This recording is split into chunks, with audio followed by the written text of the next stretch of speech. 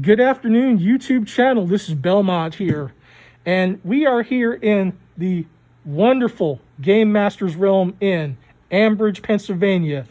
That is zip code 15003. And we are here with Brian, the Game Master himself. How you doing today, Brian? I'm doing good, man. I'm doing good. How you doing? It's nice to see you again. Hey, I'm doing good. So I guess we're talking to all of your friends and subscribers. Yes, we are. How's it going, guys? Listen, I met this guy not so long ago. He's a great new friend, a great new customer. He came by here the last time he was here, and he demonstrated, to my amazement, his incredible lock picking skills. He opened up like 4 locks and even offered to open up some of my arcade machines, but I've got the key to those. But yeah, he's fantastic, and he keeps getting better and better. What is it called? Speed locking or something? Lock Sport. Lock Sport. Yeah, it's really cool. I didn't even know there was such a thing. Life is about learning. I'm always learning new things here. Absolutely, Brian. So why don't you go ahead and lead the conversation? What would you like to talk about? Well, Brian, I would love to see your arcade. Oh, okay. Oh, well, I wish I'd known. I would have turned it on ahead of time for you to see, but. This is my baby. I love my arcade, and it's always on free play for people when they come and visit, especially like local kids after they get out of school. But I have my jukebox stocked with all my own personal music CDs. Right now, we're still operating under pandemic guidelines, green ones. So I have all the arcade machines off right now because I'd have to sanitize them after every time someone uses it. But right now they're off. But I've got this arcade machine, which is currently set up with a Nintendo 64 in it. And this one's set up with a Dreamcast in it. And then I've got my Sega Saturn machine. And I've got my 360 kiosk, my Saturn kiosk, my Wii kiosk. Here's my Sega Saturn machine, my Sega Genesis machine. Yeah, I built this myself. It's got a Sega Genesis in it. Nice. And a DS16 system selector. So there's 6 different cartridges in there. And you press this button to switch between them. Awesome. I usually put my rare games in it for people to try out. My original Xbox kiosk. Here's my Neo Geo 4-slot MVS arcade cabinet. In which, folks, I know that there's a lot of you who enjoy video games. You've seen me show off at least a Sega Genesis coloring book that I picked up from the local Dollar General. And I know there are some gamers here because gaming and Lock Sport can go hand in hand. Yeah. And my former friend, mentor, and provided me with a good deal of my lock picks and bump keys. In fact, since we're also here, you get a small reveal of Belmont through the reflection. So yes, I'm a big guy, and I like it like that. Huh. So we're going back to Brian here. Oh, Lead hey. on. Oh, okay. My PS4 kiosk is not up and running yet, but it will be. I gotta get a monitor mounted on here and get a working PlayStation 4 inside. Oh, this one is actually really nice because it's also a Vita kiosk as well, so I have to get a Vita in there eventually.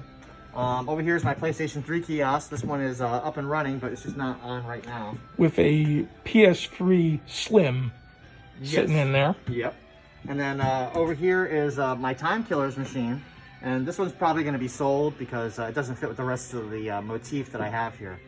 My Dungeons & Dragons cabinet is not running. Yeah, this one's not running right now, but this is my opus because Dungeons & Dragons is very important to me. Very much so. It's a big part of what my store does. We play D&D here all the time.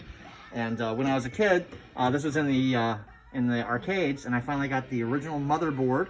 The Capcom CPS2 motherboard for both of the games. So this one will be probably my pride and joy. I gotta do some more work on this though. Outstanding. The Wii U kiosk is not up and running right now. It will eventually. It just needs some extra work. Patience. I'll have it running. And then here's my Ultra Cave. Okay, this has got like 60 different games on it. This is a beautiful machine. Fantastic. And again, these are always on free play whenever we're not under coronavirus, COVID-19 pandemic guidelines where people can come in and actually socialize. Which is what a good community should be. It should be about outreach and communication. Right. And then I've got my DS kiosk right here. Double-sided. Yep. And then over here's the gaming tables that right now are not being used because we are socially distancing, and me and all the game masters decided that once we're done with the green guidelines, people will be able to come back in and play Dungeons and Dragons and board games and Battletech and Star Wars X-Wing or whatever else. You want to show them all the board games? Definitely. Yeah, those board games are my board games. They're for people to play when they come and visit. And as long as you clean up after yourself and put the games away and don't let me find pieces under the table, that makes me very upset. Oh, no one ever likes the dragons. The mounted dragons heads in the Oh, sword. yes. Now, folks, you've seen a few weapons on my channel. I've shown off my swords. I've shown off my machetes. What you see right there above you is a genuine rapier, full tang. Sure is. It is also the best collector's piece he has and is able to do battle. Now, of course, you see the Sword of Link. A lot of these are 440 stainless, but they are still very cool. Brian's a big Lord of the Rings fan. He's got Glamdring. He's got some Kit Ray up here. I was definitely particularly fond of seeing the quad mace. That's a flail. Yeah. Breastplates, chalice, all the stuff inside the case. Sure, take a walk and take a look at the shelves. Awesome little miniatures. Oh yeah, we played a lot of D&D here and other games.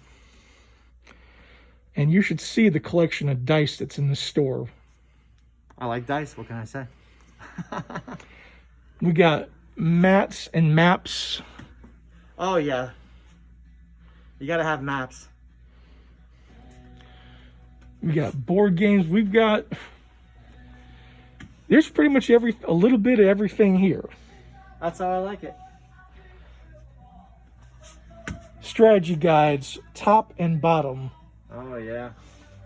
Yeah, I love guides too. And they're pretty reasonably priced too. Yeah, they're always like buy three, get one, except during holidays when I run buy two, get one. Then they're buy two, get one as well. And that's not a bad deal. No.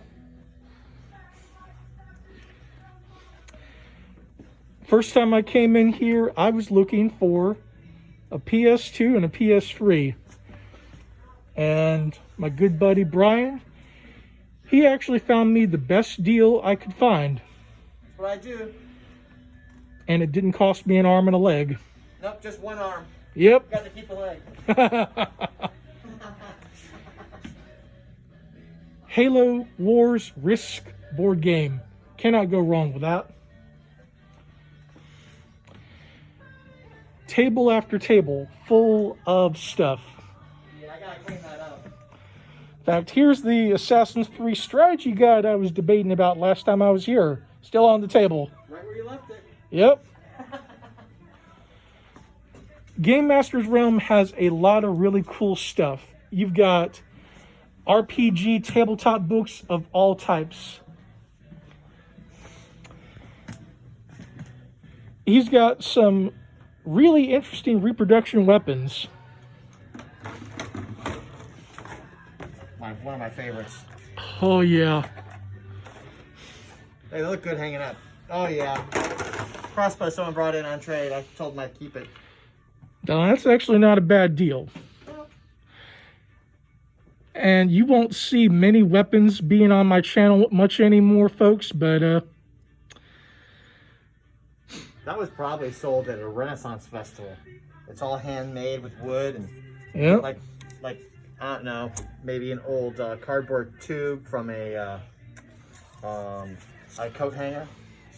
Those old ones with the coat hangers that'd be actually probably a perfectly good bolt for that crossbow.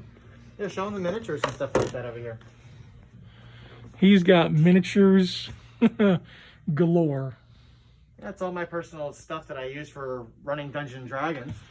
And when I was here last week, we got to talking about Dungeons & Dragons. We got talking about the Thieves Guild and Gary Gygax and how he was one of these stars in it as a cameo. And they were talking about bringing in some miniatures pieces that were well past $70. So this store does a good bit of business. All the cool kids hang out here. Stick around, folks. This will be another video.